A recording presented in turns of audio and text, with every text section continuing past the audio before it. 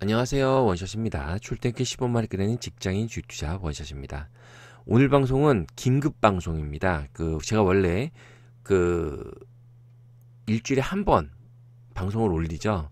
여러 가지 시황에 대해서. 근데 지금 상황이 좀 그래서 저희 일반 투자자분들 많이 놀라셨을 거예요. 월요일, 화요일, 수요일. 그래서 제가 좀 현재 장세에 대해서 설명드리기 위해서 그냥 긴급히 원고를 그냥 대충 썼습니다. 그리고 이제 그래서 좀 상황에 설명드리도록 할 테니까 좀 도움 되시기 바라겠습니다. 제가 그래서 이제 지난주 방송에 이렇게 말씀드렸죠. 이제 거래 대금이 엄청 늘다 보니까 유동성 장세가 펼쳐졌고, 그래서 성장주 주도의 현재 실적보다는 미래에, 그러니까 유동성이 많으니까 또 저금리고, 그러다 보니까 주식시장에서는 지금의 수익을 내는 것보다 앞으로 많이 낼 수 있는 그런 이제 성장주 IT, 상반기엔 IT, 하반기엔 제약바이오가 각광을 받았다. 근데 이제 위에 보시겠지만 저물어 가는 유동성 장세죠. 그러면서 제가 말씀드린 게 이상하다, 증시가. 그러면서 제가 차트를 보여드렸고, 오른쪽에 전에 없던 거래량이 실린 장대 음봉이 나왔다. 그러면서 외국인이 급격히 이탈을 했다. 그러면서 중요한 게 10년물 국채가, 미국 10년물 국채가 2.85%에 달했다. 근데 이제 10년물 국채가 그때도 말씀드렸지만, 따르게 얘기하면 물가 상승률이에요. 향후. 근데 미국이 금리를 올리면서도 찜찜했던 부분이, 경기가 좋고 금리를 올리려고 하는데 물가가 안 오르는 거예요. 그러니까 명분이 없었던 거죠. 근데 얼마 전에 이제 물가 상승률이 확인됐다 하면서 이제 4번까지 금리 올릴 수 있다 하면서 이제 시장에 경련이 난 거죠. 그러면서 이런 음봉이 나왔는데, 그러면서 제가 이제 요 3개 매크로 지표 꼭 기억하셔야 된다고 2월 증시 이벤트 및 전망에서 말씀드렸죠. 그래서 제가 말씀드린 게 현금 비중을 최대한 높이고 관망하셔라, 구정 전까지. 그리고 총 매매를 하시게 될 경우는 뭐 최대한 목표수를 낮추고 보유기간도 짧게 하고, 특히 장 초반에 매수하시면 안 된다. 정강 후약에 장세가 많다라고 지난 방송에서 분명 말씀드렸습니다. 근데 이제 제가 이렇게 말씀드리게 된 이유에 대해서 설명을 드릴게요. 자, 이제 왼쪽이 코스피 수급 차트입니다. 그리고 오른쪽이 코스닥 수급 차트입니다. 뭐 1월 10일부터 2월 7일까지 있네요. 제가 이상하다고 지난주에 생각했던 게, 금요일날 지난주 이제 2월 2일, 2월 1일, 30일날 구매한 게 코스피에서 외국인 매도가 나왔는데, 밑에 보세요. 외국인 수급을 1월 10일부터 빨간색, 파란색 뭐 이렇게 매도, 매수 이렇게 왔다 갔다 했는데, 이상하게 1월 30일날 6,600억을 순매도했어요. 2,700억, 4,700억. 이거는 굉장히 많이 매도한 거거든요. 이게 저랑 늘 이 수급을 보시잖아요, 매주. 그래서 보셨던 분은 아시겠지만 유례 없는 매도 금액입니다. 단기간에 연속적으로. 그래서 뭔가 저는 이제 트레이더로서 어떤 이제 기존에 제가 하다 보면 어떤 감이 오는 거죠. 뭔가 예전과는 틀리다. 그리고 특히 이제 코스닥도 보시면, 코스닥도 2월 2일, 2월 1일, 1월 31일 엄청 많이 팔았잖아요.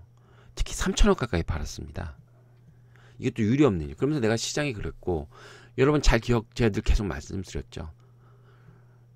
시장을, 코스닥 시장을 지금까지 끌어올린 게 외국인입니다. 특히 코스피는 당연한 거고요. 코스닥도 수급 차트 제가 1월부터 뭐 12개월 막 11월까지 쫙 보여드린 거 있죠. 외국인이 계속 샀어요. 이렇게 매도한 게 처음이라는 거죠. 그래서 뭔가 시장이 뭔가 변화가 있을 것 같다는 감이 생겨서 제가 앞서 말씀드린 뭐 현금화 하셔야 된다, 그런 얘기를 드렸던 겁니다. 근데 뭐 이건 이제 지난 얘기고, 제가 이제 오늘 방송을 하게 될 수밖에 없다는 걸 이제 말씀을 드린 게, 제가 이제 아침부터 장을 봤어요. 근데 이게 보시면 이제 위가 오후 2시 반에 제가 캡처를 한 거예요. 여러분, 아예 방송을 하기로 하고 캡처를 한 거예요. 위가 코스피의 일간 선 차트입니다. 선 차트. 보시면 왼쪽에 이제 시간이 있죠. 10시, 12시, 2시. 주가는 코스피가 오늘 쫙 빠졌어요. 정강후약이죠, 이게. 제가 그래서 말씀드렸죠. 정강이는, 근데, 이거 보세요. 이게, 하락이 2시부터, 12시부터 계속 하락으로 주가가 빠졌어요. 그리고 코스닥은 장 막판에 빠졌죠. 뭐, 이 부분에 대해서 뭐 많은 얘기가 있어요. 뭐, ETF로 해서 뭐 인공지능 알고리즘 매매로 해서 뭐, 근데 그런 거 다 둘째 치고. 근데, 제가 방송을 할 수밖에 없었던 게, 여기 보세요. 개인이 8,788억을 샀어요. 코스닥은 2,313억을 샀어요. 제가 장 초반부터 봤는데 전 너무 이해가 안 간 거예요. 10시만 해도 코스피도 플러스였고 코스닥도 플러스였죠. 그때 개인은 계속 사는 거예요. 근데 특히 코스피는 기관이 계속 파는 거예요. 그러니까 저는 주가가 빠질 거라 생각을 했죠.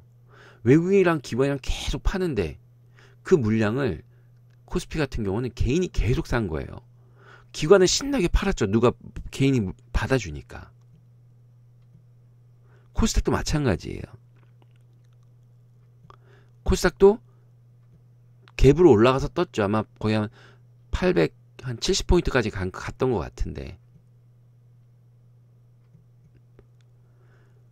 근데 여기서도 외국인과 기관이 계속 팔아요. 특히 이제 외국인이 팔다가 안 팔다가 그랬어요. 오늘 막판에 그냥 던져버린 오늘은 셀트리온이나 이런 거를.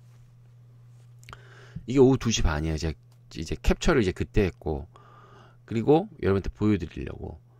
그리고 그 당시에 이게 미국 나스닥, 미국 이제 선물 지수예요. S&P, 나스닥, 다우 다 빠지고 있었어요. 미국 시장 선물이 다 빠지고 외국인가 그냥 다 파는데 개인만 샀던 거예요. 개인만. 장 종료한 걸 제가 이제 캡처를 해봤거든요. 어떻게 됐어요? 코스피 더 많이 하락했죠. 코스닥도 당연히 더 많이 하락했고, 바로 앞에 보이는 거랑 비교하면. 근데요, 개인은 계속 샀어요. 기관은 코스피 같은 경우는 7,300억까지 팔았습니다. 그러니까 개인은 이제 그렇게 생각한 거죠. 어제 뭐 크게 빠졌고 어제 다시 올라왔고 미국이 올라왔으니까 이제 주가가 올라갈 거라고 공격적으로 산 거죠, 오늘. 근데 그러니까 이렇게 조심스러워 할 때는 장 초반에 절대 매수하시면 안 됩니다. 최소한 1시간은 지켜보시고, 외국인과 기관이 파네? 그러면 매매를 하지 말으셨어야 되죠. 기다리셔야 됐죠. 그리고 결과 보세요. 저기 선물도 계속 빠지고 있지 않습니까?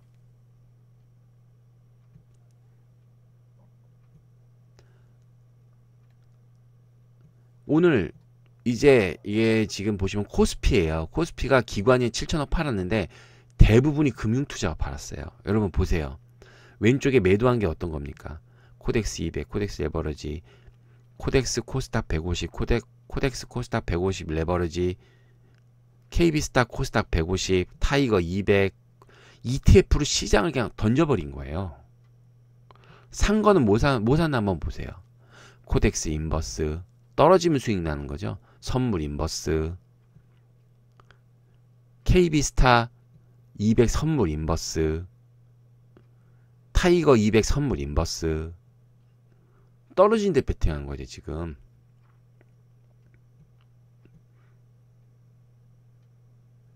시장이 이랬다는 겁니다, 여러분.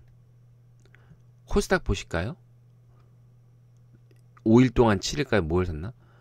셀트리온 헬스케어, 신라젠. 시총 상위죠. 그죠? 셀트리온 제약만 좀 샀습니다만, 특히 셀트리온을 판 금액을 보세요. 이게 100만원 단위니까 4,650억을 팔았습니다. 오늘 그 3일 동안. 엄청나게 팔아댄 거죠. 그러니까 코스닥이 망가질 수밖에 없죠. 셀트리온이 제가 알기로 코스닥에 한 얼마더라? 갑자기 생각이 안 나는데 어쨌든 굉장히 많이 차지하잖아요. 23%인가? 뭐 하여튼 뭐 얼마나 차지하고 있는데 어쨌든 그러니까 망가지는 거죠. 신라젠 요 세 개만 던져도 다 시가총액 탑 10에 있는 뭐 서울반도체, 메디포스트도 시총 상위인 거고. 이다 보니까 시장은 빠질 수밖에 없었던 겁니다.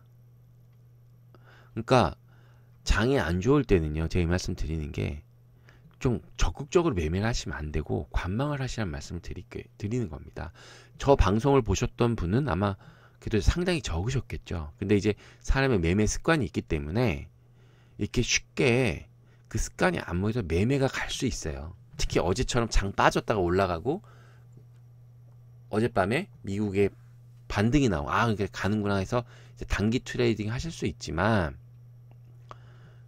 이렇게 섣불리 지금 장세를 접근하지 마시라고 제가 지금 방송을 하는 겁니다. 그럼 주가가 반등하는 데는 어떤 조건이 있을까요? 자, 올라갔어요. 그죠? 그러다가 이게 하락했단 말입니다. 이게 지금의 상황이라 보시면 돼요. 앞서 드린 코스피 차트나 뭐 이런 것처럼 보시면. 근데 그럼 경우의 수를 크게 한 4개 정도로 나눠 볼게요. 자, 주가가 전 고점까지 올라갔습니다. 하락한 폭만큼 재상승했어요. 이런 경우 하나 있겠죠.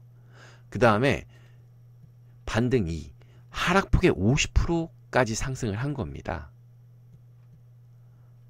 또 반등 3, 반등이 거의 없거나 미미한 거죠. 뭐 10% 상승 이렇게 세 가지 있고, 또 이건 뭐 반등이라 할 수도 없지만 추가 하락한 경우 이 4가지 경우가 있습니다, 여러분. 그러면 하락폭의 최소 50% 이상 반등해야 추가 상승이 가능해요. 반등 3이나 뭐 반등이 10%, 하락폭의 20%, 30% 되면 되돌림이 된단 말이에요. 그럼 그때의 반등은 일시적인 그 단기 하락에 대한 아주 단기 이 시세 차익을 아주 짧게 보고 들어왔다 나가는 사람들이 트레이딩을 하는 거기 때문에 추세적으로 하락이 계속 진행이 되는 겁니다. 그래서 제가 이 부분을 아마 캔들 차트의 비밀, 거래량의 비밀에서 여러 번 설명드렸어요. 그러니까 지금의 추세가 반등이 되려면, 그러니까 지금의 하락을 했잖아요. 그러면 최소한 하락폭의 50% 이상 반등이 됐을 때 시장에 진입을 하셔야 되는 겁니다. 원래 하락은요, 지하 1층이 있을 줄 알았는데 2층이 있을 수도 있고 지하 3층일 수도 있고, 뭐 농담 삼아 아직 계속 20 몇 층까지 공사 중일 수도 있습니다. 그러니까 요 반등의 조건을 꼭 기억하셔야 된다. 특히 이제 데이 트레이딩 하시는 분들, 이제 특히 이게 변동, 특히 데이 트레이딩 하시면 더 해야 되는데, 올라갔다가 반등할 때 또 이제 갑자기 10%가 반등이 된 거예요. 그러니까 여러분 경험하신 게 갑자기 무슨 사건으로 장 초반에 10%가 하락을 한 거예요. 근데 이제 당연히 반발 매수세가 들어오겠죠. 그때 이 50% 이상 반등이 안 되면 그냥 거기서 매도를 하셔야 됩니다. 그렇지 않으면 추가로 또 하락하게 돼 있어요. 이거는 그 데이 트레이딩 하시는 분, 분봉 차트 보시는 분은 아주 빈번하게 발생하는 내용입니다. 그래서 제가 이 차트, 이게 이제 오늘까지 차트인데, 엄청난 큰 장대 음봉이 나왔습니다. 제가 요 박스층 요 부분, 지난주에 유례없는 긴 게 고점에서 나왔다라고 말씀드렸죠. 그러면서 제가 비트코인 차트도 보여드렸죠. 그리고 캔들 차트의 비밀 보셨던 분 아시겠지만 이걸요, 캔들이 여러 개 있는 걸 하나로 보면 정말 하나로 캔들을 묶어서 보셔야 된다고 말씀드렸잖아요. 그럼 정말 큰 장대 음봉이 나온 겁니다. 지금 거래량까지 실렸어요. 그렇기 때문에 현실적으로 단기적인 급반등은 힘듭니다, 여러분. 그리고 아직 가격 조정이 진행된 거기 때문에 기간 조정도 기다려야 돼요.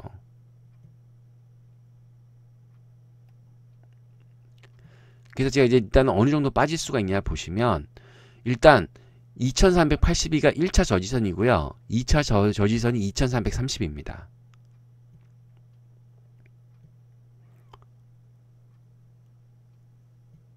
아셨죠? 그리고 이제 코스닥 한번 볼게요. 이것도 말씀드렸죠. 예, 특히 여기서 당하셨을 것 같아요. 제가 장대 양봉이 나왔으니까 아 반등을 하기. 근데 V자 반등은 쉽게 안 나온다니까요. 아까 제가 반등의 조건에 있을 때 최소한 이 하락했을 때 50% 이상은 반등을 해야 시장에 진입이 가능합니다. 이것도 마찬가지죠. 이것도 823포인트가 깨질 때 1차 저지선이고요. 800포인트 이하로 하락 가능하고 최저 지지선은 2차 지지선은 770포인트입니다. 이거 기억하세요. 이것도 이 하락폭에 이렇게 박스를 쳐놓으니까 이해가 가기 쉽죠. 반등이 어느 정도 나와야 시장에 진입하는지. 여러분 세상의 모든 수익을 다 제가 가질 수가 없습니다. 아 내가 이걸 놓치면 어떡하지? 그렇게 매매하시면 안 돼요. 근데 제가 기가 막혔던 거는 그 오늘 이렇게 빠지는 걸 보면서 제가 증권 방송도 봤거든요. 거기서는 뭐 IT가 아직도 싸다네, 뭐가 싸다네, 뭐 어느 게 실적이 좋다네, 아직도 이런 얘기를 하고 있는 게 시장은 빠지는데. 근데 여러분 잘 생각하셔야 하는 게 증권사나 전문가들은 주식을 팔고 매매를 하지 말라는 얘기를 할 수가 없어요. 최대한 얘기를 하는 게, 왜냐면 그 사람들은 회원 수입이 있고 브로커리지 수입이 자기네 생명인데, 최대한 할 수 있는 말이 현금 비중을 높이란 얘기예요. 다 팔고 현금화하지 마, 현금화하는 얘기 못 한다고요, 그 사람들은.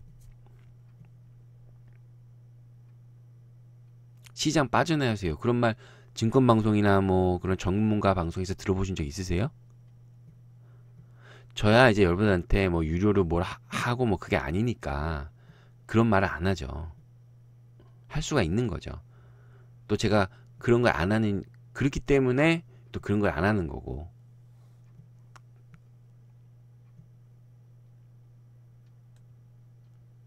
그래서 제가 이제 말씀을 드리면 제가 이제 생각하는 이제 증시 조정이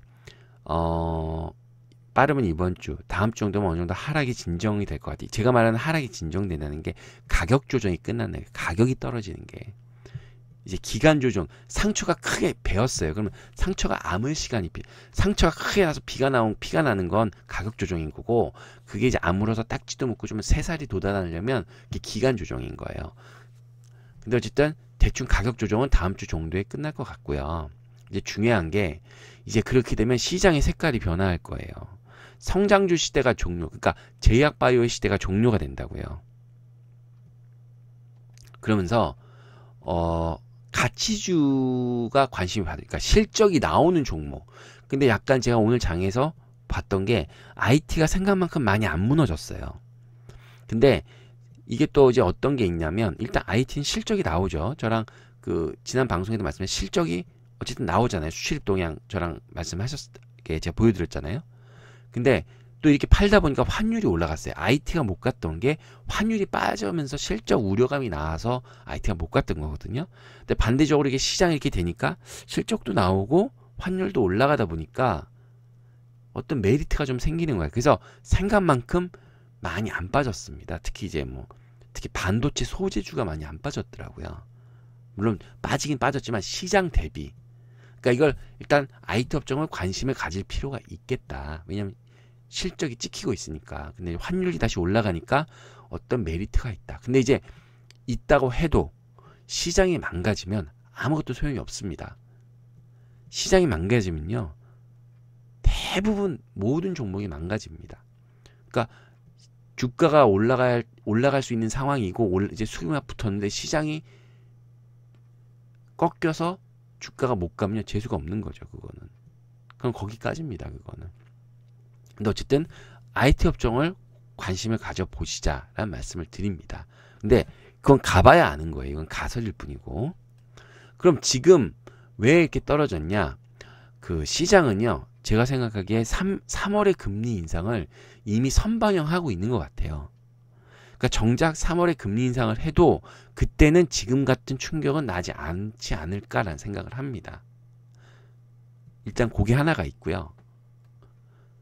지금 가장 중요한 건 외국인 수급입니다. 지금 팔고 그런 거에 여러 얘기가 나와요. ETF 알고리즘이 어떻고 뭐 국채가 어떻고 그전 중요한 거 그거는 다 차치하고 어쨌든 외국이 판다는 거죠. 그래서 외국인의 매도세가 종료돼야 시장은 안정을 찾을 겁니다. 그 사람들이 어떻게 왜 그렇게 팔아대는지는 솔직히 그 사람들이 아니고서 모르잖아요. 그렇지만 중요한 건 이 사람들이 외국인이 파는 게 종료돼야 된다는 거예요. 그러니까 시장의 수급에서 외국인 매도가 종료될 때 시장에 진입을 하셔야 된다는 얘기를 제가 오늘 꼭 드리고 싶다는 게 오늘 방송의 핵심입니다. 아셨죠? 꼭 기억하셔야 됩니다. 그래서 제가 똑같은 말 계속 드리잖아요. 지금 구정 전까지는 이렇게 하자. 그리고 정강후약 아까도 보여드렸죠. 정강후약으로 달라드신 분 오늘 손실 많이 나셨을 거예요. 똑같은 얘기 계속 드리긴 그렇고 어쨌든 이런 거 꼭 기억하셔서 여러분 그건 있습니다. 현금을 갖고 있다는 게요. 당장 수익은 아니지만 시장이 지금 싸졌잖아요. 지금 싸진 종목들이 막 나왔단 말이에요. 그러면 내가 저는 그렇게 되면 돈을 벌었다는 느낌이 들거든요. 아직 주식을 안 갖고 있지만 싸게 살 수가 있잖아요.